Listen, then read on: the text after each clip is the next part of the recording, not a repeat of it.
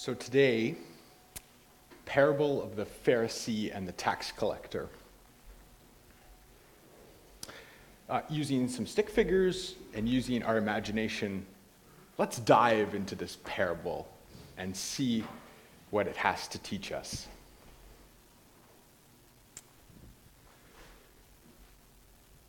Jesus tells this parable as, well, it's a story. Jesus isn't looking at this parable unfold in front of him. It's a story that he makes up. Now, it is possible that the people in the story are based off some people he has seen before, but we're not sure. He just conjures up this story in his mind. He says there's a Pharisee and a tax collector, and they go to the temple to pray. Now, we've been doing sermons for quite some time, and before I was around, you've heard many sermons likely. So you should recognize these two terms right off the top. Pharisee. Well, that term comes up quite a lot in the Gospels. A religious leader, and there's a tax collector. And we know things about the tax collector too. Let's start first with the Pharisee. The Pharisee is pretty high up in the social order. The tax collector is not a power broker. He's not Caesar or governor. But, this Pharisee is also not a small business person or a peasant, which 95% of the population is at the time. The Pharisee has rarely nothing on his table. Most of the time, the table is full with good food, and they're provided for. And they're seen as quite respectable in the eyes of the society. But then there's the tax collector. Now, we've heard about tax collectors before. In 2,000 years ago, tax collectors would go around on behalf of Caesar and collect taxes. And as they would collect the taxes that belonged to Caesar, they would take a little bit more for themselves, or a lot more, as they felt they needed to. And so tax collectors were quite wealthy. And they too were not quite at the top, but they're pretty high up in this world 2,000 years ago. But they're not liked at all. They're seen as scummy, slimy people. So Jesus tells a parable about these two characters. Now, this is interesting, at least to me, maybe to you. This is different from the last two parables we've looked at. Remember the rich man and Lazarus? Well, the rich man was at the top, and Lazarus was at the bottom. And there was the story of the judge and the widow. The judge was at the top of this pyramid, and the widow was at the bottom. But today we tell a story about two people who are pretty close to the top of the pyramid. And these two characters are praying. Now, I've paraphrased it. But the Pharisee says, I'm pretty great. I'm glad I'm not like him. Right? He says, Dear God, thank you that I am so wonderful. Thank you that I am not like the rogue people out there, especially that tax collector over there. I'm so glad I'm not like him. And I'm so glad that I come and pray, and I'm so glad that I give 10% of all I have. Well, that's interesting. Because aren't Pharisees supposed to be carriers of the law? Aren't they supposed to be humble people full of compassion? This Pharisee, who's supposed to be a representative of the law, clearly isn't representing the law very well. And then there's the prayer of the tax collector. Again, paraphrased, I'm broken. Have mercy. That's not what tax collectors are supposed to say. Aren't they supposed to say a prayer like, Dear God, give me more money so that I may buy something more? In these two prayers, so much is revealed about these two characters. Now, if we wanted to, we could stop the parable there. And frequently we do. We say, oh, that's a nice parable. But then this parable maybe turns into a bit of a moralistic tale. Like, don't brag, may be the lesson that we pull out of it. If we don't go any further in the parable, then we're also prone to identify with these characters. And maybe we can do that anyways, but we identify with them. How many of you can put your hands up if you want, feel like the Pharisee praying? None of you. Oh, what humble folk. How many of you feel like the tax collector's prayer? None of you are going to confess to anything. Okay. I go between them. There's some times when I brag and I feel quite confident in myself and who I am, and there's other times when I feel much more like the tax collector, and maybe you feel the same. I would argue that we can actually do this as a church and as a society, Canada as a nation. So let me explain. The United Church of Canada, we pride ourselves on being inclusive. In 1935, we ordained a woman for the first time. In 1988, we said all those on the sexual spectrum are welcome here in our church. And my, oh my, are we proud of that. And actually, for good reason. There's good things to be proud of in that. But then we start comparing ourselves to everyone else. Look at all those other churches who haven't managed to do that. And I hope they come along, and I hope they do that. But we actually say we're way better than that. And sometimes, maybe we need to be more like the tax collector. As a church, I'm not sure we're responding to climate change in any sort of meaningful way, at least of yet. And so while we've got inclusion, we're trying to figure out inclusion more, maybe we need to say, God, open us up to this plight of climate change that is quickly changing our planet. Help us to figure out how to respond. Sometimes, as Canadians, we say the prayer of the Pharisee. Dear God, thank you that we're Canadian and we're not like any of those other countries. Thank God that we have the best hockey teams in the world.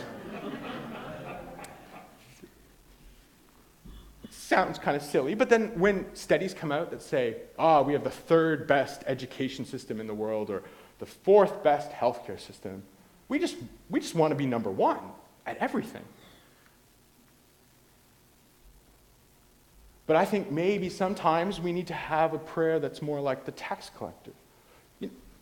How is it that in a country with so much wealth, we can have so many people, most of them on First Nations reserves, who do not have clean water? How is that possible? So there's something to be said for just stopping this parable there, but there's a little bit more. The parable finishes. Jesus finishes this parable by saying, the tax collector goes home justified. That's kind of strange language. So let's dive into that a little bit more. What does it mean that the tax collector goes home justified? See, there's this idea in Christian theology around brokenness, or we can call it sin, where we miss the mark, where something that was good is broken. And we can all think of examples in our own lives, as a church, as a country, as a world, where there is brokenness, where we have missed the mark. And justification is just a big fancy word for being made right. That we need justification. We need to be made right in the eyes of one another, in the eyes of our international community, in the eyes of this world. So how do we go about that? Well, one answer is that we melt into the love of God. that in the love of God, as expressed through the prophets, as expressed through this community, as expressed through the teachings in life and death and resurrection of Christ, we are justified. We are made right with God. And it's not a simple process. It's not just one moment. It's an ongoing process of recognizing that we are broken and then being made whole again. It doesn't just happen once. It happens all through our lives. The example I was talking about with the kids is of that of coaching. You see, the difference between, I think, the Pharisee and the tax collector is that the Pharisee is kiln-fired and the tax collector is clay. When you take clay and you mold it and you put it in a kiln, you dry out all the water and it is no longer moldable. Whereas the tax collector, he's still clay. He can be molded and he can be transformed. If we think we've got it all together, then we're more kiln-fired.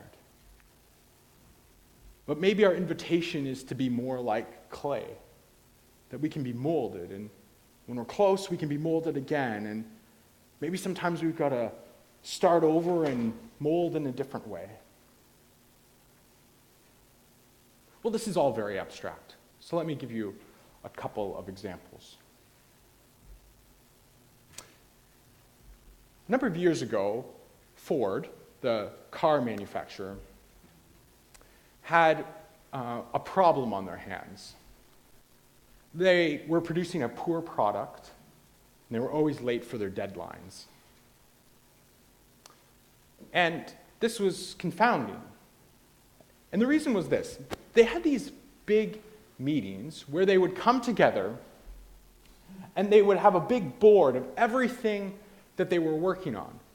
The new seats for the car, the new panels, the new colors, the new air conditioning system, the new steering columns. And they would come to this meeting and they would color code the progress of each of these new innovations. And everyone was marking their innovation green. Like, we're on track and we're ready to go. And there were almost no yellow stickers which said we're on shaky ground, or red stickers which said we're really off track, we need a lot of help and support. So they would come in and this whole wall would be full of green stickers of all the things they were innovating. But then the cars that were coming out were of poor quality, they were always late. They couldn't figure out what's happening. Till one day, somebody came in. And onto their sticker, they put a red code. This thing is way off. I need your help and I need your support.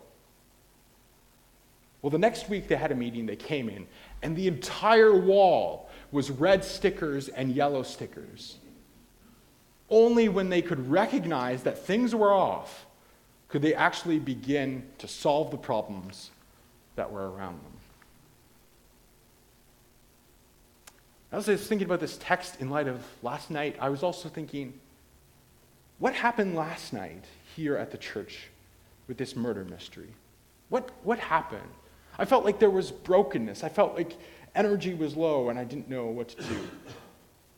I think the wrong thing would be to say, oh, everything was perfect, and just go on our merry way. But if we're clay, if we recognize that things weren't quite right, we can mold it, we can learn, and we can be changed. And of course, this can happen in our own hearts and in our own relationships too.